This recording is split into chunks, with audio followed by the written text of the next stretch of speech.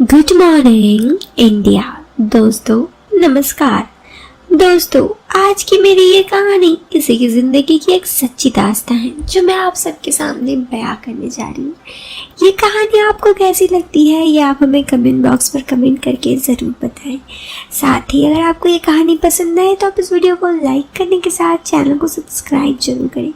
चलिए दोस्तों आज की इस कहानी को शुरू करते हैं। इस कहानी को शुरू करने से पहले एक खास बात, इस कहानी को सुनते वक्त ईयरफोन या फिर हेडफोन का उपयोग करें। इससे इस कहानी की ऑडियो क्वालिटी आपको पसंद आएगी जब आपके कानों तक पहुंचेगी। चलिए अब आज की इस कहानी को शुरू करते हैं। दोस्तों ये कहानी शाहिल की है।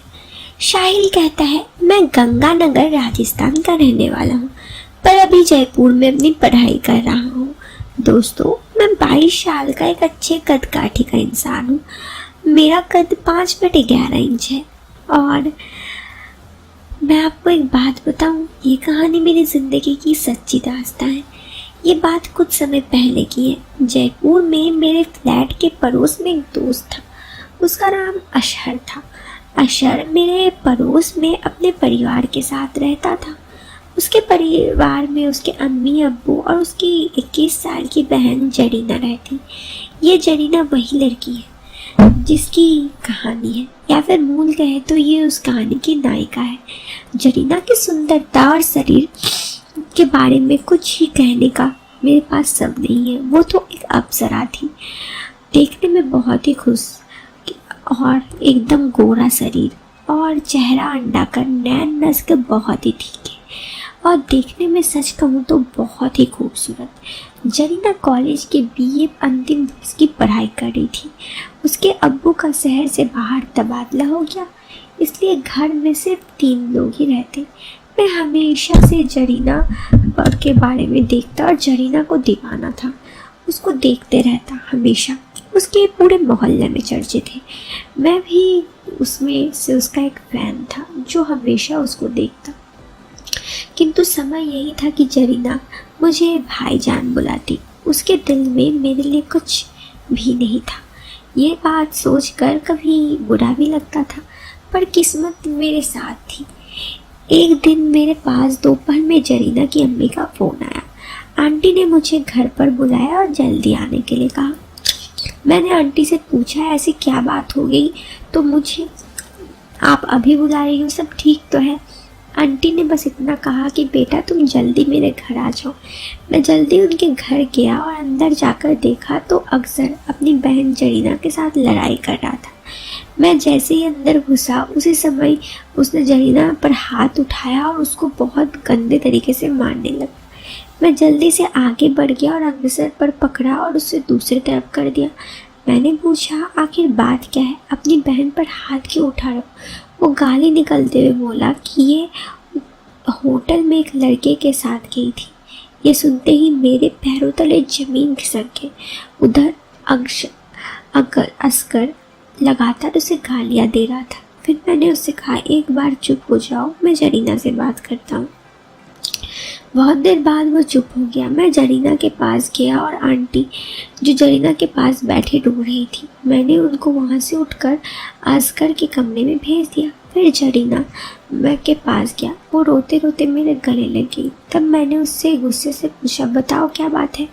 मैं गुस्सा इसलिए दिखा रहा था क्योंकि वो किसी और से पास थी। मैं उसे पसंद करता था और वो किसी और के पास गई थी। तब जरीना बोली भाईजान मैंने कोई गलत काम नहीं किया। मैं होटल में अपनी सहेली के साथ उसके दोस्त से मिलने गई थी। तो मैंने बोला मैं इस बात पर कैसे विश्वास करूं कि तुम सही हो? वो बोली अब मैं आपको कैसे विश्वास दिलाऊं? उसकी बात सुनकर मुझे राहत मिली कि अभी तक ये सही सलामत है। मैंने उसकी तरफ देखा, उसे शांत कराते हुए और बहाना से कहा तो वो समय आने पर पता कर लूँगा। अब वो समझ गई थी। मैंने उसे थोड़ा चुप भी करवाया। मैं उसका मोबाइल लेकर मैंने अपने नंबर पर रिंग करके उसका नंबर ले लिया। फिर थोड़ी देर बाद जब माहौल थोड़ा ठीक हुआ तो मैं अग्रसर मेरे घर आ गया। अग्रसर मेरे घर में ही सो गया। मैंने जरीना के नंबर पर मैसेज किया तो उससे मेरी बात हुई। तो बात करते करते जरीना बोली, अभी अग्रसर भाईजान ने मुझे पर हाथ उठाया तो मुझे चोट लग गई। मैंने पूछा कहाँ, तो वो बोली कि ऐसी जगह जहाँ मैं आपको बता नहीं सकती। मैंने कहा बताओ, बताना तो पड़ेगा, नहीं तो कोई दिक्कत भी हो सकती है। वो डरते डरते बोली, छाती पर धक्का लगा तो मुझे दर्द है। मैंने कहा मतलब कि तुम्हें चोट लगी? वो हिचकिचाते हुए बोली, हाँ मैं धरी। मैंने उसे डॉक्टर के पास चलने के लिए कहा तो उसने मना कर दिया। मैंने कहा कि कुछ तो इलाज करवाना है, वो संवेदनशील जगह है। इस पर वो कहने लगी, आप कोई दवा ला दो। मैंने कहा कि तुम्हारी चोट कहाँ देखी है? जब तक मुझे मालूम नहीं होगा चोट किस जगह पे है तब तक मैं कैसे दवा ला सकता हूँ। क्योंकि वो मुझे अपना सगा मान रही थी तो वो बोली, आप आकर मेरी जगह देख सकते हो। ये सुनते ही मुझे जैसे मंजिल मिल गया। मैं अग्रसर की तरफ देखा, वो अभी सो रहा था। मैंने जरीना को बोला, ठीक है मैं आ रहा हूँ। वो बोली, हाँ आप आ जाओ, पर अम्मी घर पर है। मैंने कहा तुम मम्मी से मत बताना कि मैं आ रहा हूँ। मैं उसके घर गया तो देखा आंटी तैयार होकर बाहर खड़ी थी।